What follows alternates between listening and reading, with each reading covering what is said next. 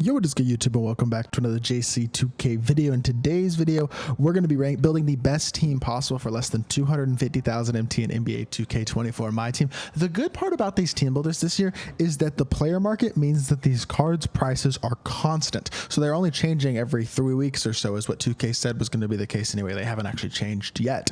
But this is good, I feel like, because it can give us a really accurate perspective on how much this team costs. Like this team, just tell you on that, costs 249.1 thousand MT. So 249,100 MT, which is less than 250K, but it's going to cost that tomorrow and it's going to cost that the next day as well. That's not going to change today. So I like that a lot about these team builders, that I can do them and the prices aren't going to change dramatically or really at all, except for at set times. So before we hop into the video, if you haven't already, make sure you hit that subscribe button. Help me push towards the 13,000 subscriber mark on the channel. We're almost to 13K. Then we'll be pushing to 14K. We'd really appreciate it if y'all do subscribe. We're literally, I mean, a little over 100 subscribers. We're like 110 away, so I'd really appreciate it if y'all do subscribe. Without further ado, let's hop right into it. Starting off with the starting point guard position, gonna go with Brandon Jennings. I just think having an elite offensive point guard is so important, and I think Brandon Jennings is a really good one. 89 speed, 76 shot, 3, 65 driving dunk isn't insane, but he can dunk wide open. He's a decent shooter and he's super fast. He doesn't play any defense, but the playmaking badges are good. He's got gold speed booster as well as silver handles for days, break starter, hyperdrive, things like that. Shooting badges are okay on him as well. His release is amazing. Patty Mills' release is one of the fastest releases we have on a guard in the game right now. Movement is really good as well. Really impressed with this card on the offensive end of the court. He doesn't play a lick of defense, but that's okay. 14,000 MT for Brandon Jennings. Wesley Matthews going to start bringing in that defense at the 2. A 3-and-D guy, not really a shot creator at all. He's not super fast, only 75 speed and excel, but 81 shot 3, 50 driving dunk. He can dunk wide open, but that's about it. But he's a really good perimeter defender, has some solid perimeter defensive badges like off-ball pest, ankle braces, challenger, and clamps. Good shooting badges as well. Very fast release, 16,750 MT, as y'all see right there. Really solid card. At the 3, Jordan Walsh, one of my favorite cards in the game. Absolutely amazing emerald. I continue to talk about this card and how good he is. 5.6 thousand MT for a card with 77 speed and excel, 74 shot 3, 80 driving dunk, 80 plus on every key defensive stat. Great defensive badges, has break starter, and release is really good on him as well. It's an incredibly good value card who does a ton of things really well on the court and is able to compete against every small forward in the game at a high level for only 5.6 thousand MT.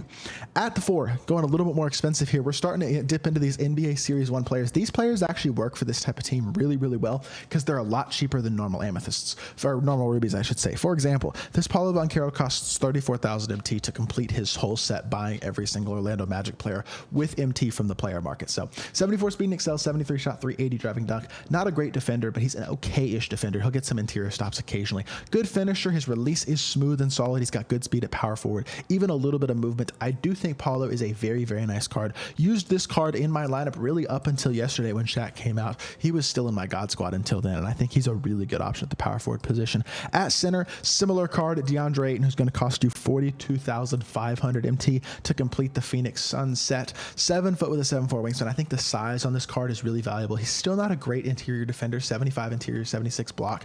Does have bronze brick wall, pogo stick, rebound chaser, can hit an open 3, 66 shot 3, and 65 speed and excel. Really is not bad, especially for a 7-footer. DeAndre Ayton is a legitimately good card at the center position.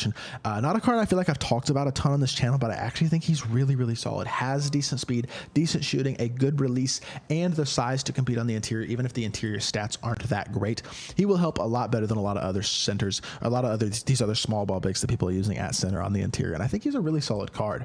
Darius Garland, yet another one of these Series 1 players, coming in at the backup point guard, going to cost you 42,250 MT, so just barely cheaper than DeAndre Ayton. 6'1", wingspan. He's very small. Again, plays no defense. A very similar card, honestly, to Darius Garland. 81 shot 3, 83 speed and excel, 65 driving dunk. Has silver limitless, good silver and bronze playmaking badges like handles for days and speed booster, as well as unpluckable. Some good other shooting badges like bronze agent 3, silver catch and shoot, bronze amped blinders, dead eye.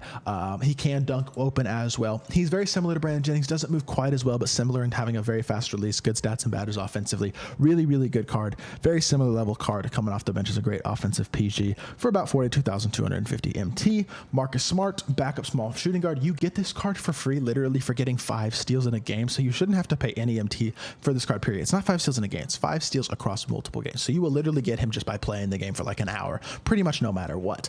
But with that being said, Marcus Smart is going to cost you 14,750 MT if you're actually going to buy the card, so we're going to include his actual price, even though you should have this card for free. But 6'4", 6'8" wingspan, 78 speed and excel, 78 shot 3, 50 driving dunk is high enough to dunk wide open. Defensively, he's amazing on the perimeter. He's got really good defensive badges, has silver bailout and break starter as well, has a really, really nice release and good movement as well, which is pretty big for Marcus Smart.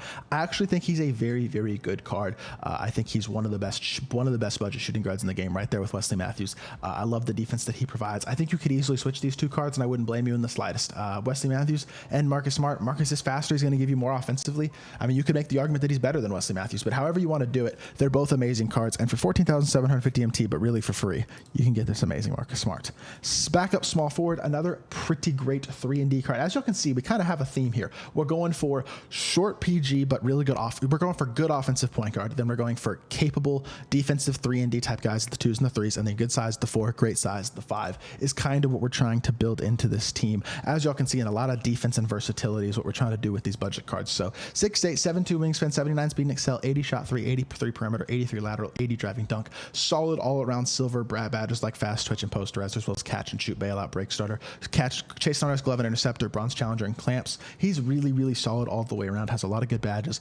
Release is solid. He's a great 3-and-D card. Not going to do a ton else. Pretty similar to Jordan Walsh. Can compete against top tier small forwards and guard top tier guards at a very high level for a very affordable price, being 19,600 MT.